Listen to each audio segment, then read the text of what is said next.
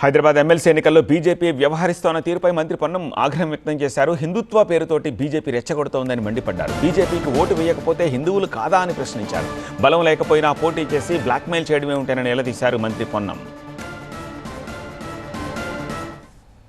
Congress party కార్పొరేటర్లు TRS party కార్పొరేటర్ల ఇండ్ల ముందట హిందుత్వవాద బ్యానర్లు కడితే రెచ్చగొట్టి ప్రభావితం చేసేటువంటి ప్రయత్నం చేస్తూ ఉన్నారు.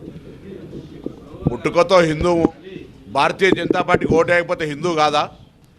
భారతీయ జనతా పార్టీకి ఓటేయమని కాంగ్రెస్ పార్టీని అడుగుతూ ఉన్నాడు బండి సంజయ్ గారు. నైతికత ఉండాలి కదా. రాజకీయంగా unlimited rural body or legislation ఎన్నికల్లో అన్ని రాజకీయ పార్టీలు పోటీ చేస్తే ఓట్ల సంఖ్య ఎక్కువ. కానీ హైదరాబాద్ ఎమ్మెల్సీ స్థానిక సంస్థల ఎన్నికలకు మొత్తం ఓట్లే 112. ఆ 112 ఓట్లల్లో బీఆర్ఎస్కి 24, బీజేపీకి 24 మొత్తం కలిస్తే కూడా వాళ్ళ మెజారిటీ రాదు.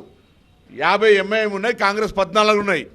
ఈ విధంగా ఉన్నటువంటి ఓటింగ్ ప్యాటర్న్లా 50 ఓట్ల అబ్సల్యూట్ మెజారిటీతో ఉన్నటువంటి ఎంఐఎం గెలుస్తుంటే 24 ఓట్లున్న బీజేపీ పోటీ చేస్తూ హిందువులైన వాళ్ళు ఓట్లు వేయాలని రెచ్చగొడితే ఏమర్థం ఉన్నది ఇందులో?